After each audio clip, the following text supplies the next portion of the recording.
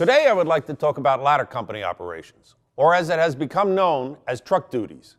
This, like other topics we have discussed before, is very important for a good fire officer to understand.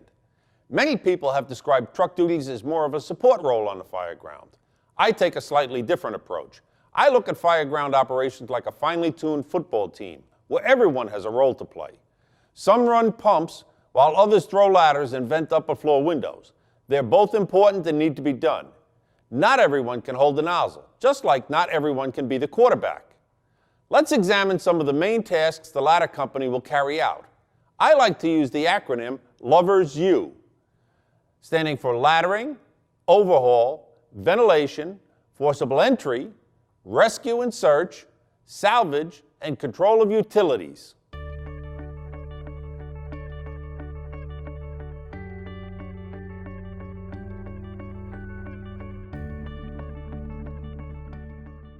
Regardless of your staffing levels, a good plan of action is necessary to ensure successful extinguishment of any fire. This plan does many things for you. First, it helps all the members of your team to think uniformly, forcing crew members to consider in advance what must be done. Putting that plan on paper and passing it out for all to read and study makes sure that everyone knows what is going to happen and who is going to do which task.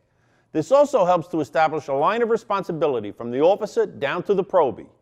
I know we cannot account for all the variables and every possible course of action before we get to any given fire scene. But take it from me, it makes life a lot easier if you show up at the incident with a general idea of what you're going to do. Naturally, that operational plan is going to be quite general, but it should contain some of the following: the number of people to be committed to each of the major areas of responsibility, the tool needs for each area, and the general duties involved. From past experience, we know that we will need the following three basic tools at almost any structure fire. They are, first, a forcible entry tool like a Halligan.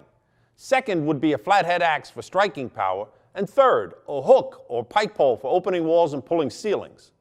By assigning these tools in advance, you will ensure that the right tools arrive where and when you need them. You will also avoid duplication of effort and needless wasted time. Of course, your plan should be realistic. If you only expect 4 crew members, don't assign tools for 14. In fact, it will take 2 crew members just to hold the tools for many operations. For less hazardous operations like performing ventilation outside the fire area, a single member may be assigned. But make sure that they are paired up for accountability and tracking purposes with someone else working the nearby area. For instance, if you have a 3-member truck company, the interior or forcible entry team must be 2 members at least. The ladder unit chauffeur should be expected to do more than just bring the rig to the scene. Yet he shouldn't be used as an extra body inside. He can be used for perimeter actions around the structure, but he must stay in communications with command.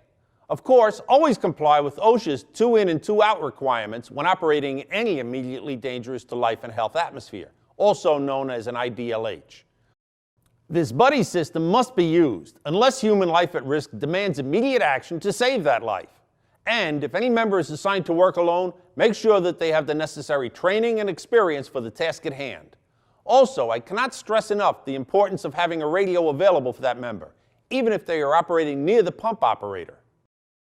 Speaking of the pump operator, understanding and respecting the job tasks of both truck and engine companies will help you, as the incident commander, to create a cohesive fire ground operation.